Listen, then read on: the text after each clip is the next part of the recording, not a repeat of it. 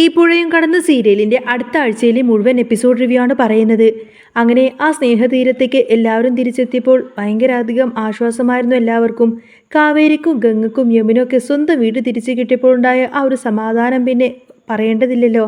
ഇനിയിപ്പോൾ ആരോടും പേടിക്കണ്ട, ആരുടെയും മുന്നിൽ തല കുനിച്ച് നിൽക്കുകയും വേണ്ട, ആരുടെയും അടിമകളായി കഴിയുകയും വേണ്ട എന്നൊക്കെ വിചാരിച്ചപ്പോൾ അവർക്ക് വല്ലാത്ത സന്തോഷം തോന്നി. അവിടെ നവീനും വിനീതൊക്കെ വന്നിട്ടുണ്ടായിരുന്നു. അവർക്കും വലിയ കാര്യമായിരുന്നു ആ വീട് അമ്മാവൻ്റെ മകൾക്ക് തിരിച്ചു കിട്ടുക എന്നത്. കുറേ സമയം കഴിഞ്ഞപ്പോൾ എല്ലാവരും കൂടി ചേർന്ന് അടുക്കളയിൽ ആഹാരമൊക്കെ ഉണ്ടാക്കാൻ തുടങ്ങി. പക്ഷേ ശാരദയുടെ മനസ്സിൽ വല്ലാത്തൊരു ഭാരമായിരുന്നു. അരവിന്ദേട്ടനില്ലാത്തതിൻ്റെ ആ ഒരു സങ്കടം അവരെ വല്ലാതെ അലട്ടുന്നുണ്ട്. ഒടുവിൽ എല്ലാവരും കൂടി ആഹാരം കഴിക്കാനിരുന്നപ്പോഴാണ് രാധമ്മ പൊട്ടിക്കരഞ്ഞത്. എൻ്റെ മോനില്ലാതെ എനിക്കിത് തൊണ്ടയിൽ നിന്നും ഇറങ്ങാൻ പറ്റില്ല എന്നൊക്കെ പറഞ്ഞ് അവരെങ്ങനെ സങ്കടപ്പെടുന്ന സമയത്ത് കാവേരി അവരെ ആശ്വസിപ്പിച്ചു. അച്ഛൻ എന്തിനാ ഇങ്ങനെ വിഷമിക്കുന്നത്? അച്ഛൻ എങ്ങോട്ടേക്കും പോയിട്ടില്ല. അച്ഛൻ ജോലിക്ക് പോയിരിക്കുകയാണെന്ന് വിചാരിച്ചാൽ പോരെ? ഇനിയും 2-3 വർഷം കഴിയുമ്പോൾ അച്ഛൻ തിരിച്ചു വരും. അങ്ങനെ അങ്ങ് വിചാരിച്ചാൽ മാത്രം മതി. അല്ലാതെ അച്ഛൻ മരിച്ചു എന്ന് നമ്മൾ എന്തിനാ ചിന്തിക്കുന്നത്? അങ്ങനെ ചിന്തിക്കുമ്പോഴല്ലേ നമുക്ക് ഈ വിഷമം വരുന്നത്. ഇതൊരു കണക്കിന് അനുഗ്രഹമാണ്. സാധാരണയും അച്ഛൻ 3 വർഷം കൂടുമ്പോഴല്ലേ വരാറുള്ളത്. അതുകൊണ്ട് ആ ഒരു ചിന്തയിൽ അങ്ങ് പോയാൽ മതിയെന്ന് അവൾ അവരോടായി പറഞ്ഞു. അതാകുമ്പോൾ പിന്നെ കൂടുതൽ വിഷമങ്ങളും കാര്യങ്ങളൊന്നും ഉണ്ടാവില്ലല്ലോ. അങ്ങനെ അവർ ആഹാരം കഴിക്കാൻ തുടങ്ങിയപ്പോഴാണ് പെട്ടെന്ന് ശാരദയുടെ ഫോൺ അടിക്കുന്നത്. ഇതാരാണെന്ന് ആലോചിച്ചപ്പോൾ ശാരദ പറഞ്ഞു, മോളെ നിലേ ഒന്ന് പോയി ഫോൺ എടുത്ത് വന്നേന്ന്. അപ്പോഴാണ് നില പറയുന്നത്, ഇത് അച്ഛൻ വിളിക്കുമ്പോൾ അതേ റിംഗ് ടോണാണല്ലോ എന്ന്. അവരോടിച്ചെന്ന് ഫോൺ എടുത്തപ്പോൾ അപ്പുറത്ത് വിനീതിൻ്റെ ശബ്ദമായിരുന്നു. വിനീത് അരവിന്ദിൻ്റെ അതേ ശബ്ദത്തിൽ തന്നെ അച്ഛൻ്റെ കുട്ടിത്താറവ എന്തെടുക്കുകയാണെന്ന് ചോദിച്ചപ്പോൾ നിലക്ക് പറഞ്ഞറിയിക്കാൻ പറ്റാത്ത സന്തോഷമായി. അച്ഛൻ സംസാരിക്കുന്ന പോലെ തന്നെയായിരുന്നു വിനീതിൻ്റെ ആ ഒരു വിളി. ഞങ്ങൾ ഉണ്ണാൻ പോവുമായിരുന്നു അച്ഛാ എന്ന് നില പറഞ്ഞപ്പോൾ, എന്നാൽ അച്ഛന് കുറച്ചും കൂടി തരണം കേട്ടോ എന്ന് വിനീത് തമാശ രൂപേണ പറഞ്ഞു. വിനീതിൻ്റെ ആ ഒരു സ്നേഹം കണ്ട് എല്ലാവരുടെയും കണ്ണ് നിറഞ്ഞു. അവൻ ഈ കുടുംബത്തിന് വേണ്ടിയിട്ട് എത്രമാത്രം കഷ്ടപ്പെടുന്നുണ്ട് എന്ന് രാധമ്മ ഓർത്തു. സുജാത എത്രയൊക്കെ തടഞ്ഞിട്ടും അവൻ നമ്മളോടൊപ്പം നിൽക്കുന്നത് അവൻ്റെ ആ ഒരു വലിയ മനസ്സുകൊണ്ടാണെന്ന് അവർ പറയും. ഇതിനിടയിൽ ഗംഗയെ കല്യാണം കഴിപ്പിക്കണമെന്ന് പറഞ്ഞ് സുജാത വാശി പിടിക്കുന്നുണ്ടെങ്കിലും വിനീത് അതിനൊന്നും തന്നെ കാര്യമാക്കുന്നില്ല.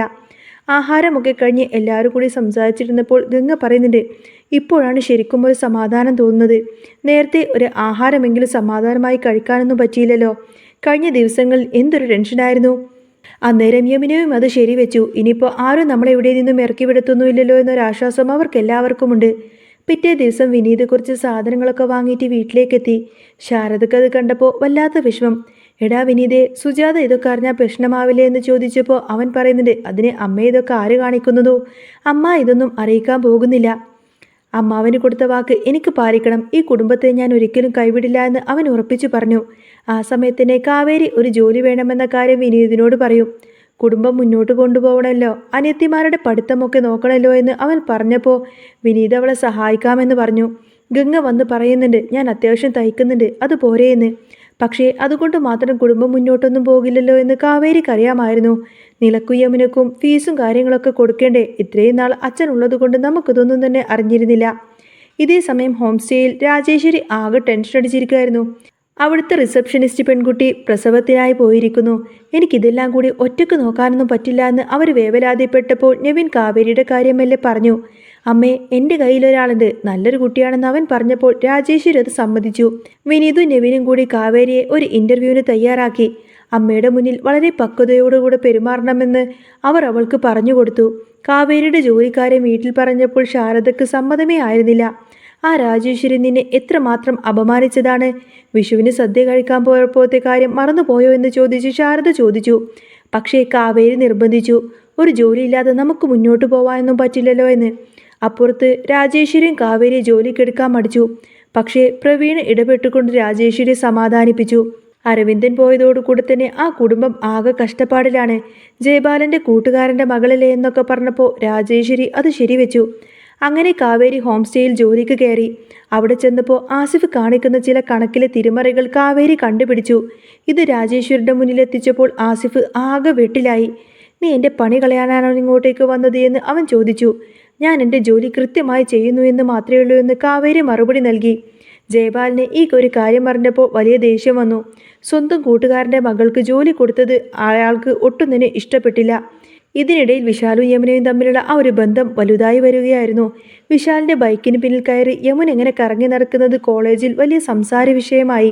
പക്ഷേ വിശാൽ ഇതൊരു ടൈം പാസ് ആയിട്ടാണ് കാണുന്നത് എന്ന് അവൻ്റെ കൂട്ടുകാരോട് അവൻ പറയുന്നുണ്ടായിരുന്നു. പ്രണയവും കല്യാണമൊന്നും അവൻ്റെ നിഘണ്ടുവിലില്ല.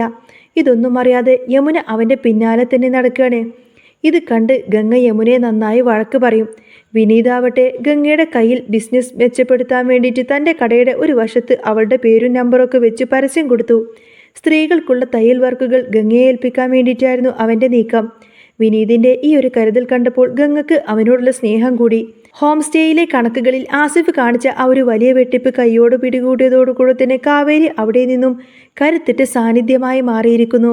രാജേശ്വരിക്ക് ആദ്യം കുറച്ച് ഈഗോ ഒക്കെ ഉണ്ടായിരുന്നുവെങ്കിലും കാവേരിയുടെ സത്യസന്ധത കണ്ടപ്പോൾ അവർക്ക് ഉള്ളിൻ്റെ ഉള്ളിൽ അവളോട് വല്ലാത്തൊരു ബഹുമാനമൊക്കെ തോന്നി തുടങ്ങി. എടീ കാവേരി, നീ ഈ കണക്കുകളൊക്കെ കൃത്യമായി നോക്കുന്നുണ്ടല്ലോ, നിന്നെ ഏൽപ്പിച്ചത് നീ നന്നായിട്ട് ചെയ്യുന്നുണ്ട് എന്ന് രാജേശ്വരി പറഞ്ഞപ്പോൾ ആസിഫിൻ്റെ മുഖമങ്ങ് കറുത്തു. അവൻ അവളെ എങ്ങനെയെങ്കിലും അവിടെ നിന്നും പുകച്ചു പുറത്തു ചാടിക്കാനുള്ള പ്ലാനുകളൊക്കെ ഇടാൻ തുടങ്ങി. ഇതിനിടയിൽ യമുനയുടെ കാര്യം വല്ലാത്തൊരു പൊട്ടിത്തെറിയിലേക്ക് നീങ്ങുന്നുണ്ടായിരുന്നു. ഒരു ദിവസം കോളേജ് കഴിഞ്ഞ് വരുന്ന വഴിയിൽ വിശാല് മറ്റൊരു പെൺകുട്ടിയുമായി കഫേയിലിരിക്കുന്നത് യമുന നേരിട്ട് കണ്ടു. അവളുടെ ലോകം തന്നെ ഇടിഞ്ഞു വീഴുന്ന അവസ്ഥയിലായിരുന്നു അത്. ഓടിച്ചെന്ന് അവനോട് ചോദിച്ചപ്പോൾ, എടി ഇതൊക്കെ വെറും തമാശയല്ലേ, നീ ഒരു കൊച്ചുകുട്ടിയാണോ എന്നായിരുന്നു വിശാലിൻ്റെ മറുപടി. കരഞ്ഞുകൊണ്ട് വീട്ടിലേക്കെത്തിയ യമുനയെ ഗംഗ ആശ്വസിപ്പിച്ചു. ഞാൻ നിന്നോട് അപ്പോഴേ പറഞ്ഞതല്ലേ മോളെ, ആ ജയമാലിൻ്റെ മോനെ നീ ഒരിക്കലും വിശ്വസിക്കരുത് എന്ന്. ഇപ്പം മനസ്സിലായില്ലേ അവൻ്റെ തനി നിറമെന്ന് ഗംഗ പറഞ്ഞപ്പോൾ യമുനക്ക് തൻ്റെ തെറ്റ് ബോധ്യപ്പെട്ടു. വിനീതാവട്ടെ ഗംഗയുടെ തയ്യൽ കട വലിയൊരു നിലയിൽ തന്നെ എത്തിക്കാനുള്ള ശ്രമത്തിലായിരുന്നു. ടൗണിലെ വലിയൊരു വസ്ത്രക്കടയുമായി അവൻ കരാർ ഒപ്പിട്ടു. അവിടുത്തെ യൂണിഫോമുകൾ തയ്ക്കാൻ ഗംഗക്ക് ഓർഡർ കിട്ടിയതോടുകൂടി തന്നെ അവരുടെ സാമ്പത്തിക ബുദ്ധിമുട്ടുകൾക്ക് ഒരു പരിധിവരെ ശമനമായി. ഈ സന്തോഷത്തിനിടയിലും വിനീതിൻ്റെ അമ്മ സുജാത അവിടെ വന്ന് വലിയൊരു ബഹളമുണ്ടാക്കി. എൻ്റെ മോനെ നീ വലയിലാക്കാൻ നോക്കേണ്ട എന്നൊക്കെ പറഞ്ഞ് അവർ ഗംഗയെ ചീത്ത വിളിച്ചപ്പോൾ വിനീത് ആദ്യമായി അമ്മയ്ക്കെതിരെ ശബ്ദമുയർത്തി സംസാരിച്ചു. അമ്മേ, ഗംഗയെക്കുറിച്ച് ഇനി ഒരു വാക്കുപോലും അമ്മ മോശമായി പറയരുത്. ഈ കുടുംബം എൻ്റെ കൂടി ഉത്തരവാദിത്തമാണെന്ന് അവൻ കട്ടായം പറഞ്ഞു. വിനീതിൻ്റെ ആ ഒരു നിലപാട് കണ്ടപ്പോൾ ഗംഗയുടെ മനസ്സിൽ അവനോടുള്ള ഇഷ്ടം പിന്നീട് പ്രണയമായി തന്നെ മാറി തുടങ്ങി. ആ സ്നേഹതീരം വീണ്ടും സമാധാനത്തിൻ്റെ പാതയിലേക്ക് വരികയാണെന്ന് തോന്നിപ്പിച്ചു. പക്ഷേ കഥയിൽ വലിയൊരു ട്വിസ്റ്റ് വരാനിരിക്കുന്നേ ഉണ്ടായിരുന്നുള്ളൂ. ഹോം സ്റ്റേയിലെ പഴയ റെക്കോർഡെല്ലാം പരിശോധിച്ചപ്പോൾ കാവേരിക്ക് പഴയ ഡയറി കിട്ടി. അതവരുടെ അച്ഛൻ അരവിന്ദൻ്റേതായിരുന്നു. അതിൽ ജയപാലൻ തന്നോട് ചെയ്ത ചതികളെക്കുറിച്ചൊക്കെ അച്ഛൻ കൃത്യമായി എഴുതി വെച്ചിരുന്നു. അച്ഛൻ അങ്ങനെ പെട്ടെന്ന് മരിച്ചതല്ല എന്നും ഹാർട്ട് അറ്റാക്ക് വരാനുള്ള കാരണമെല്ലാം തന്നെ എന്താണ് എന്നൊക്കെ ആ ഒരു ഡയറിയിൽ കൃത്യമായി തന്നെ എഴുതി വെച്ചിരുന്നു. അതെല്ലാം കാവേരിക്ക് വായിച്ചതോടെ മനസ്സിലായി. അവൾ ഈ വിവരം നവീനോട് പറഞ്ഞു. നവീൻ ആദ്യം അത് വിശ്വസിച്ചില്ല എങ്കിലും കാവേരി തെളിവുകളെല്ലാം നിരത്തിയപ്പോൾ അവനും അവളോടൊപ്പം തന്നെ ചേർന്നു. അങ്ങനെ അവരുടെ ആ ഒരു രഹസ്യമായ അന്വേഷണത്തിൽ ജയബാലൻ്റെ ചതിയെല്ലാം തന്നെ അച്ഛനെ ചതിച്ചതാണ് എന്ന കാര്യങ്ങളെല്ലാം തന്നെ അവർ കണ്ടെത്തി. നവീനും വിനീതും കാവേരിയും കൂടി ചേർന്ന് അർദ്ധരാത്രിയിൽ തന്നെ അങ്ങോട്ടേക്ക് എത്തുന്നുണ്ട്. അരവിന്ദിൻ്റെ മരണത്തിന് മുന്നിൽ ഇങ്ങനൊരു ചതി നടന്നു എന്ന കാര്യം പിന്നീട് അങ്ങനെ വലിയ സംസാര വിഷയമായി മാറി. ജയപാലിൻ്റെ തനി നിറം എല്ലാവരുടെയും മുന്നിൽ തുറന്നു കാട്ടപ്പെട്ടു. പോലീസ് ജയപാലിനെ അറസ്റ്റ് ചെയ്ത് കൊണ്ടുപോവാൻ തൻ്റെ കുടുംബത്തെ തകർത്തവരോടുള്ള പക കാവേരിയുടെ കണ്ണുകളിലുണ്ടായിരുന്നു. രാധമ്മക്കും ശാരദക്കുമുണ്ടായ സന്തോഷത്തിന് വാക്കുകൾക്ക് അതീതമായിരുന്നു. അങ്ങനെ ആ ഒരു നിരപരാധിത്വം വെളിപ്പെട്ടതോടുകൂടി തന്നെ ആ വീട് വീണ്ടും പഴയ സന്തോഷത്തിലേക്ക് വന്നു. കാവേരിയുടെയും നെവിൻ്റെയും വിവാഹം രാജേശ്വരി തന്നെ മുൻകൈയെടുത്ത് നടത്തി. വിനീതും ഗംഗയും ഒന്നായതോടുകൂടി തന്നെ സ്നേഹതീരത്തിന് ഐശ്വര്യം നിറഞ്ഞു. തോൽക്കാൻ തയ്യാറാവാതെ ഒരു കൂട്ടം പെൺകുട്ടികളുടെ പോരാട്ടവുമായി ആ കുടുംബത്തിൽ വിജയത്തിന് പിന്നിൽ എല്ലാവരും തിരിച്ചറിഞ്ഞു. ഇനി വരാൻ പോകുന്ന നല്ല സൂപ്പർ അടിപൊളി ത്രില്ലിംഗ് എപ്പിസോഡുകളൊക്കെ തന്നെയാണ് കേട്ടോ. നിങ്ങൾക്ക് ഈ ഒരു ചാനൽ ഇഷ്ടമാണെങ്കിൽ സബ്സ്ക്രൈബ് ചെയ്യാനും സപ്പോർട്ട് ചെയ്യാനും മറക്കല്ലേ. നെക്സ്റ്റ് വീഡിയോ ആയിട്ട് വരാം. ബൈ.